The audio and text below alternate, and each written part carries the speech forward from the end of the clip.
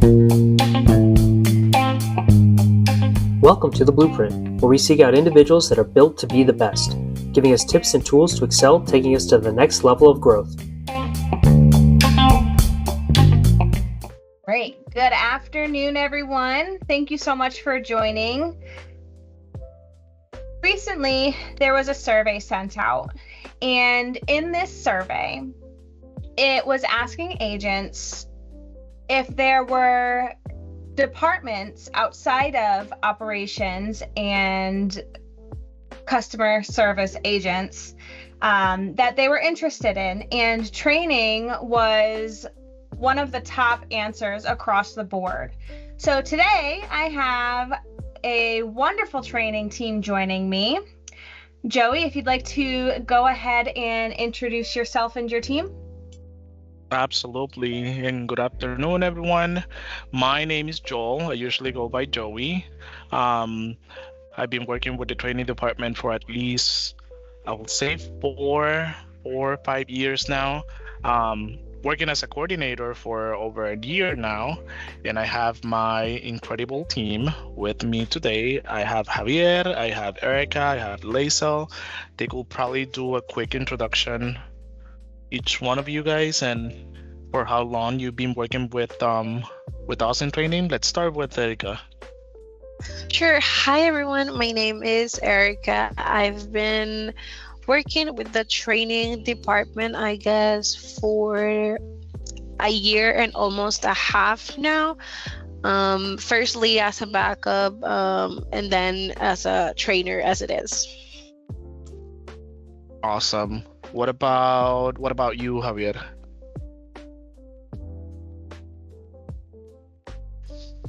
Yes, sure. Yes, I've been in the training department. I'm sorry. My name is Javier Hill. I've been in the training department for over 2 years. Started as well as a backup trainer, and then became a trainer back in 2022. Thank you. Awesome. So last but not least, we have Laisel. Hello there, everyone.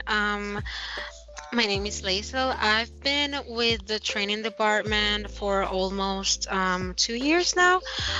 Just like Erica, first as a backup, and then I became officially a trainer on August 1st of 2023.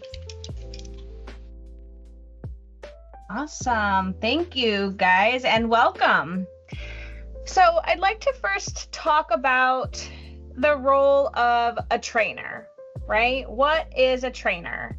So maybe you guys can give a little bit of insight on a daily, what does being a trainer entail? Well, I would like to go first. I think that the first role of a trainer is being able to provide the knowledge that we already have with enough confidence so that the people receiving that training also feel that they're learning in a good way. One of our roles is also identifying what profiles of people we have in a class to also identify how each of them learn so that we can have a better process during the training. So yeah, I think that would be 2 of them. I don't know if everybody wants to add some more. Oh yeah, yes, sure. Also, trainee progression is something really important for us to so that way we can make sure that everyone learns and they keep learning. Also, to learn or to know how our learners sorry about that, our learners, in that way we can approach to them and teach them in a proper manner.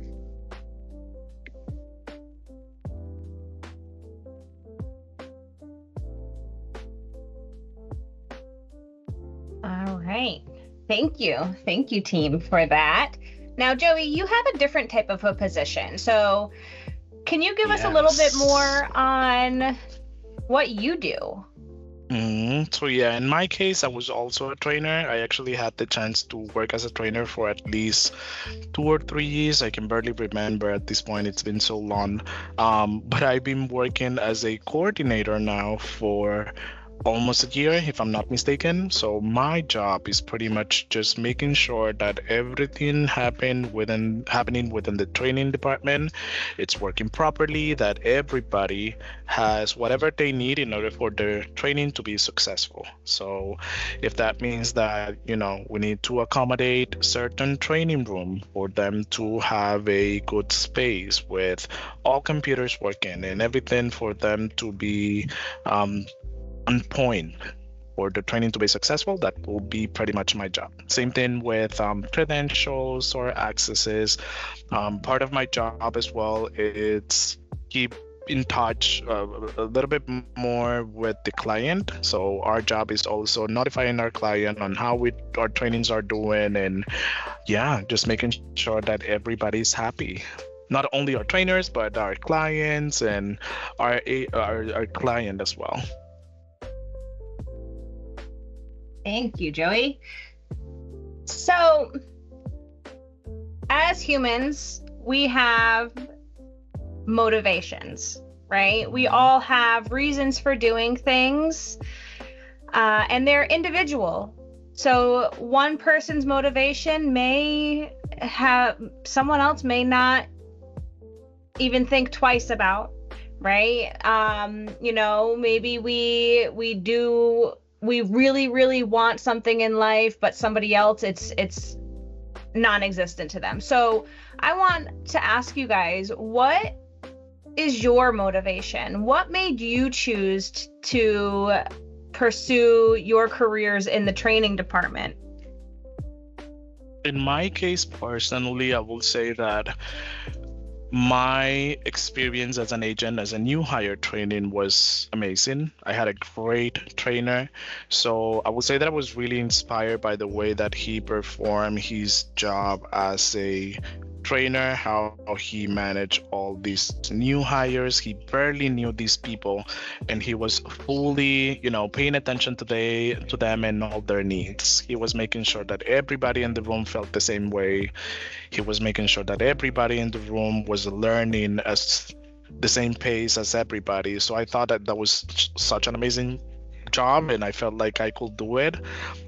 No, it was not as easy as he made it seem. It was not as easy as, he probably, yeah, it just came so naturally for him that I thought that I will be able to do it. And I'm able to do it at this point, right? But it took me a very long time to realize all the little details that you need to pay attention to.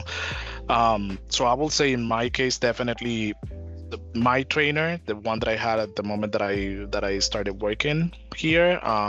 But at the same time, I feel like an everyday inspiration is definitely the people that I work with. I feel like getting to know them to a personal level, working level, it really inspires me to see what are the things that I could probably help them with. If there's definitely something that I can help them do, even outside of work, right? I'm fully open to help them. So yeah, definitely something that inspired me.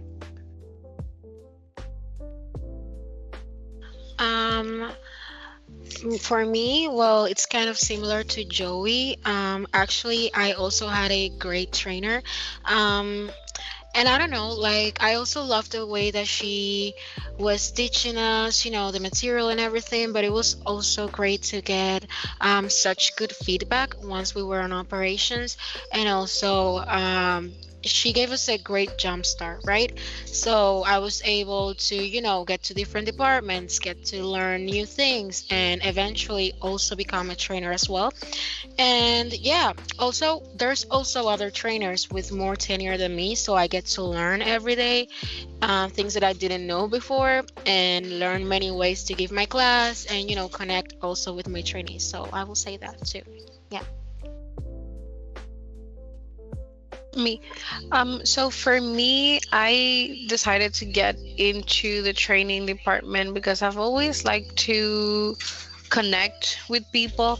And in training, you get like 30 trainees or 25 trainees, and you need to figure each personality out to make sure that it works well on your training. Another reason is I find it really cool how I can learn a bunch of stuff and then pass it on to other people and help them grow and help them achieve their goals in here. So I would think that would be one of the best parts. Also, on my first day of training, like when I was freshly out of the box here, my trainers asked me like, hey, what do you want to be here? And from that day, I knew that I wanted to be a trainer just because it seemed fun. Just you can figure out your own way of seeing how your class works, and it allows a lot of self creativity as to how you are doing your job. So that seemed pretty cool for me. Yes, sure. For me, I was given the opportunity and I was a little bit afraid about it. I was like, oh my God, this is something new. I don't know how to perform. But actually, I was guided, thanks to Joey. He was my trainer. And as well, he was with me, and actually I felt really confident about giving training at the point that I love it. I just love this department. I feel really comfortable right now, and I keep learning things, and that's something that I like a lot of this department. You keep learning, you keep teaching, you keep getting ways to get people to know you, the material changes, other departments and so on, and that makes me really lovely with this department. Thank you, guys. That was outstanding. I love the insight that you provide there. Now, as trainers, right, you probably interact a lot with the other departments. So you're probably working very closely with the operations team. You're probably working very closely with the QA team. And Joey, you mentioned also on your end, you work pretty closely with the client.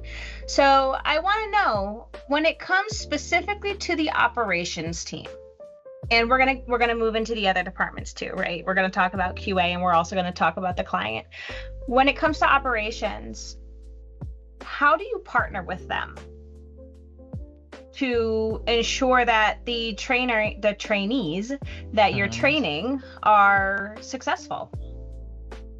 Absolutely. In my case, I will say that one of the most special things, and one of the things that I try to do, it's just making sure that I'm aligned with whatever is it that's happening in operations. Let's say that there's certain need with operations. I try to replicate whatever is it that they need to make sure that we are having those good calls, right? That we're replicating that into the training room. We try to make it a little bit more dynamic, right? If there's certain type of scenarios and things that are happening on the phones, we try to replicate that back into the training room. Either will be with activities or practices or role plays, whatever might be the type of dynamic that we want to bring to the rooms. But I feel like in my case, that's what I'm mostly concerned about. I want to make sure that my trainers are up to date with what's happening. I want to make sure that our agenda is up to date. If there's something that I see that it's happening and we don't have it, I try to reach out to my client, and we always get a response back about those concerns. So yeah, just having a great dynamic within what's happening in operations and the training rooms. What about you guys? I personally think that a way that us as trainers keep in touch with production is just making sure, as Joey said, to have every update in the system, as we are the first contact point that the trainees have. We are the ones that need to have all of the information in hand so that when they go to actual production, they know all of the procedures correctly and everything, to make sure that they're not learning something that has already been changed. So I think that would be the biggest part on our side as trainers. I also think that something that helps a lot, it's, participating in our team meetings, with the operations guys. Mostly when we are not giving training, like it's the time that we have more free spare time to be with operations, see how they're doing things, see what they need from us, and make sure that everything goes accordingly in training as well. Yeah, sure. Something else that actually we do a lot is to follow up in our classes during operations. That's something really cool because we know actually what operation what's the perspective from the class, and we can know about that. We can learn about those things that happens with our classes in operations. So we follow up on the classes after training as well. I'm glad that you brought that up, Javier, because that's a great segue into how we are partnering with our quality team as trainers. So you said that you follow up with your classes, that you have that ability. So how do you use our quality team as trainers? Yes. I'm sorry, you can go. Go ahead now. Go ahead. Sure, sorry. Well, basically, in that case, we also make sure to participate a lot in the QA calibrations to get a good insight on how the agents on the floor are going. Also, making sure to listen to some calls. Obviously, we also need to listen to some calls as well to show to the trainees, but also doing that on our free time as well. And yeah, make sure we check the huddles, any information that is updated into our system. And yeah, also taking calls helps a lot, to see how everything is going. And I would say, yeah, that's it, I think. I also think that implementing a quality talk to our agents before they hit the floor also helps, so that they know how points are being deducted, how are they really being evaluated, and also us knowing that thing so that we can teach them what could make them lose points or keep the points that they have. So I think that that's a very good part of it.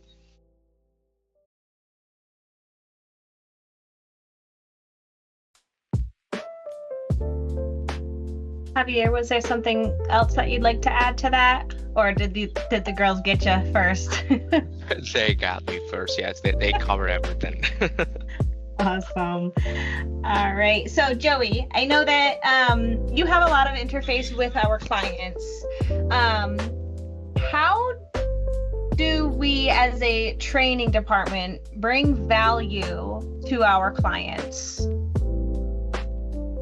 I think one of the things that I've been able to notice now with this client that I've been working lately is that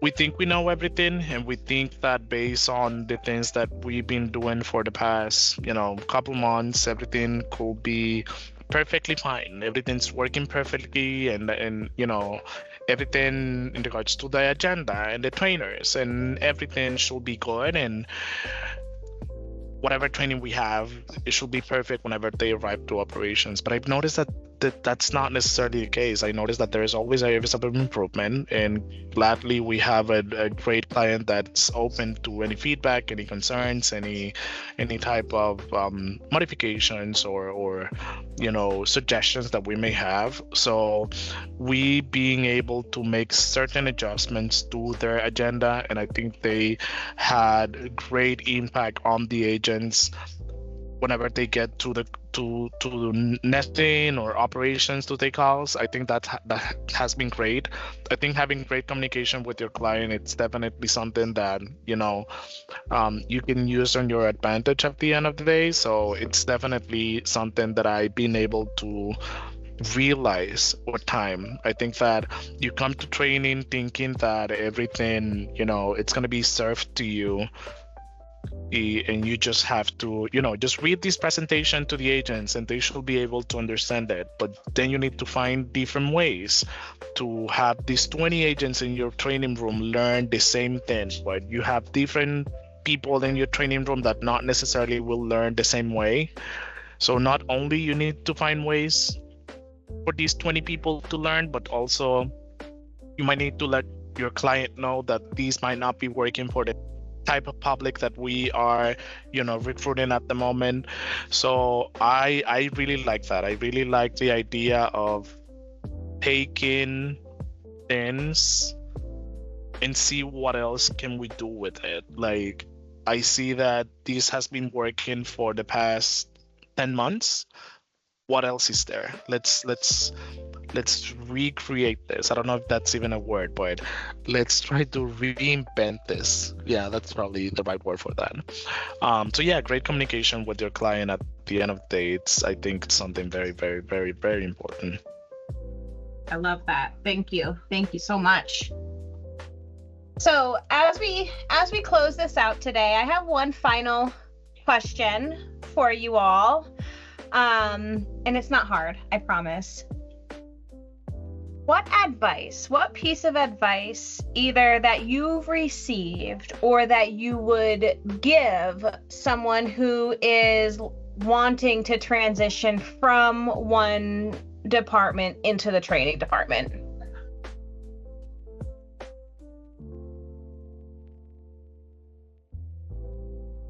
Yeah, sure. It's not easy as you think it is. It's not only training. We do a lot of things. And actually, I will say as well that they can get preparing to this, and they actually will be developing their skills throughout the training. Yeah. I like that. I think that you mentioned something really important. People might come here with certain skills, but then they will start developing other skills. I think that's a really good thing. My advice to anyone that wants to join training will probably be, just be confident with your knowledge. You've been taking calls, you've been handling customer service for a very long time, so you know this, right? Now let us, the training department, be the one, helping you finding those skills that you need in order for you to perform and teach others, right? So yeah, I will advise anyone that wants to join training, just make sure that you know your thing. That's pretty much it. It would be actually same here. Like, it's really important for you, if you want to join the training team, to absorb as much as you can. And that's not only on knowledge, but just as Javier said, also skills. It's common for us in our campaign or a company to be able, to help our supervisors or help in training or help giving another group of agents some information related to the campaign. So get any chance you can to participate, to show that you're willing to help others, basically, and also that you're willing to share your knowledge with everybody else. And just like Joey said, obviously, once someone is helping on training, we are more than happy to help them, develop their training skills. It's not only about knowing stuff, it's also about practicing and demonstrating how you can deliver that kind of information as well. So yeah, I think that's all on my end. Erika? In my case, I think one advice I would give somebody that's interested in training, I would tell them to have their goal clear and to work towards them. Sometimes, as Javier said, they have an idea of what training is and don't really know what to do to get it. I would suggest asking questions, and also something that I do to how do you say, like, improve the growth in the training environment. When I have a new class, I let them know that there is opportunity for growth, so that they, from the very first moment that they get here, they can start learning from us, their trainers, so that they can get their priorities or their goals straight. To see, like, hey, on the first day of training, I saw my trainer and that was really cool. I think I want to be that. How do I get there? So just be really curious and really set on what their goal is, and to ask questions, seek for help, seek for assistance onto how to get there. I love that, Erica. You said be curious. Ah, I love that. Same. We're gonna end it on that quote. I appreciate you guys so much for taking your time this afternoon.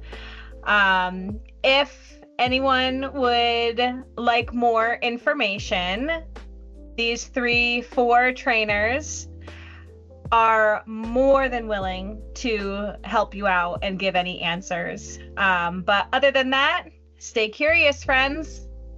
For content suggestions, please reach out to The Blueprint at teleperformance.com.